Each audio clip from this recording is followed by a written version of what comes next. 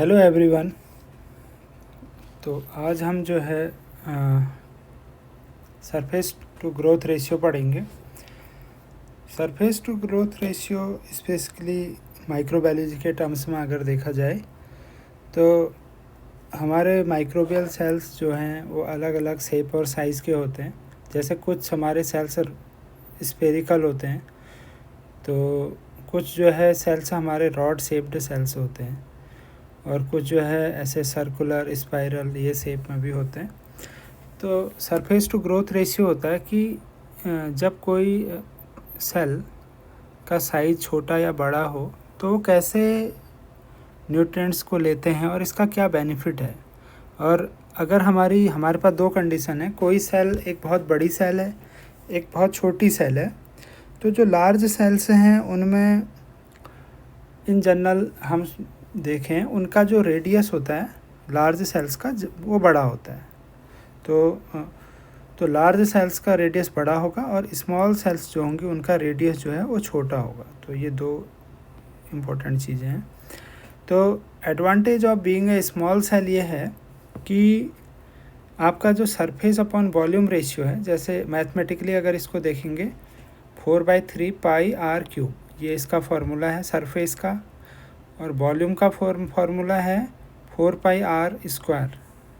तो अगर हम इसको स्फेरिकल सेल अगर हम लें, स्फेरिकल सेल के लिए फार्मूला मैं बता रहा हूँ, तो स्फेरिकल सेल्स का अगर किसी सेल का रेडियस बहुत बड़ा है तो एक ये केस होगा, एक होगा किसी का छोटा है। तो एग्जांपल हम देखते हैं। तो अगर किसी सेल का आर इक्वल टू, आपको अगर किसी सेल के लिए रेडियस जो है 1 है, 1 माइक्रोमीटर, तो surface area 4 pi r cube हो जाएगा, और तो ये 12.6 माइक्रोमीटर इस कैलकुलेशन से आएगा। और वॉल्यूम जो है 4/3 पाई आर क्यूब, तो ये होगा 4.2 माइक्रोमीटर। तो अब हम इसको इस फार्मूले के अकॉर्डिंग देखेंगे, तो अगर 1 हमारा रेडियस होगा तो सरफेस अपॉन वॉल्यूम रेशियो 3 आ रहा है। तो इसका मतलब ये है कि इसको समझने के लिए और अभी एक दूसरे एग्जांपल में देंगे। अगर एक केस ये है कि रेडियस 1 हो और दूसरा केस ये है कि रेडियस 2 हो, 2 माइक्रोमीटर, और इस वाले केस में दूसरे केस में क्या है, रेडियस 2 माइक्रोमीटर एंड 1 माइक्रोमीटर। तो एस अपॉन भी सरफेस टू वॉल्यूम रेशियो इस वाले जो 2 माइक्रोमीटर वाली सेल है इसका 1.45 हो जाएगा। तो अब आप देखिए, जब रेडियस कम था तो सरफेस अपॉन वॉल्यूम रेशियो 3 है, और जब रेडियस मैं बढ़ा रहा हूँ तो सरफेस अपॉन वॉल्यूम रेशियो है 1.5। तो इसका बेनिफिट ये होता है कि जो सेल्स हैं, अगर किसी का सरफेस अपॉन वॉल्यूम रेशियो कम है तो वह सेल क्या करेगी, जो उसके आसपास जो भी हम न्यूट्रिएंट प्रोवाइड करेंगे उनको वो जल्दी एब्जॉर्ब कर लेगी, और उसकी ग्रोथ जो है बहुत फास्ट होगी। अगर हम देखें तो अगर हम इसको लैब में समझें, एज ए रिसर्च के पर्पज़ से, तो जो बैक्टीरियल ग्रोथ है, स्मॉलर सेल्स होती हैं बैक्टीरियल सेल्स, तो बहुत फास्ट ग्रो करती हैं। तो अगर आप देखोगे, अगर कोई माइक्रोबायोलॉजी वाला या मॉलिक्यूलर वाला बच्चा है, तो जैसे वो स्ट्रिक करेंगे सेल्स को प्लेट में, तो बहुत जल्दी ग्रो करने लगेंगे। आफ्टर 4-6 आवर आप देख सकते हो कि हल्की सी थिन लाइन टाइप की ग्रो हो रही है।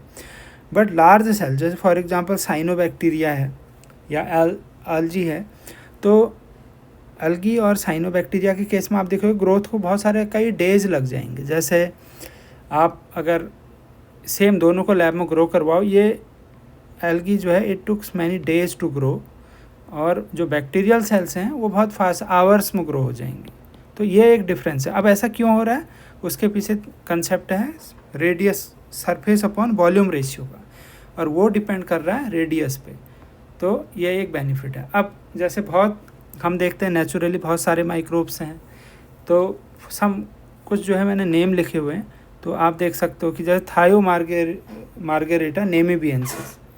सो थायोमार्गेरिटा नेमीबियंसिस ये सबसे बड़ी बैक्टीरिया, इसको हम कंसिडर करते हैं सो फार जो भी रिपोर्टेड है। तो इसका साइज़ 750 माइक्रोमीटर क्यूब तक है, लार्ज सेल है। और अगर हम इसको जो है, अब आप और सेल्स को देखोगे, इसको ऐसे समझ सकते हैं, जो ऊपर की तरफ को है वो, जैसे ये थायरोमार्गेरिटा नेमीबियंसी सबसे लार्ज सेल है, जैसे इप्यूलोपिसियम फिसेलसोनी तो ये जो है सेकंड लार्जेस्ट है, फिर वेजिएटा स्पीसीज है, ये सब कीमोलिथोट्रॉप, सल्फर ऑक्सीडाइजिंग बैक्टीरिया, ये सब है। तो इसके अलावा जो सबसे छोटी सेल्स अगर देखें हम बैक्टीरिया के टर्म्स में, तो इकोलाई छोटी है। अब आप देखना इकोलाई को कॉमनली लैब में ग्रो करवाते हैं तो विद इन ओवरनाइट जो है बहुत बढ़िया ग्रोथ आ जाती है, इवन 8 आवर में और ग्रो हो जाएगा। ऐसा माइक्रोप्लाज्मा न्यूमोनी, ये जो है इकोलाई से भी छोटा है, 0.2 माइक्रोमीटर क्यूब इसका जो साइज़ है। तो और ये प्लियोमॉर्फिक है। प्लियोमॉर्फिक का मतलब है कि वो अपने साइज़ को बदल सकता है, जैसे वो रॉड भी हो सकता है, कभी कोकाई भी हो सकता है, मतलब इन बिटवीन। वैसे जो माइक्रोस्कोपिक इमेज में इनका जो साइज़ देखा गया वो स्फेरिकली होते हैं। तो ये एक कंसेप्ट है कि कैसे सेल से न्यूट्रिएंट लेती हैं लैब में जब हम उन्हें ग्रो करवाते हैं। तो जो ग्रोथ कर्व होगा आप देखोगे बहुत फास्ट ग्रो करने लगेंगे बैक्टीरिया के केस में। अब अगर इस वाले स्टेज को हम देखेंगे तो ये लैग फेज है, तो बैक्टीरिया के उसमें लैग फेज बहुत छोटा होगा। बट अगर आप एल्गी का देखोगे बहुत लंबा इसका लैग फेज होगा, it will take so long time. तो ये एक कंसेप्ट है। Thank you. Please let me know if you have any question in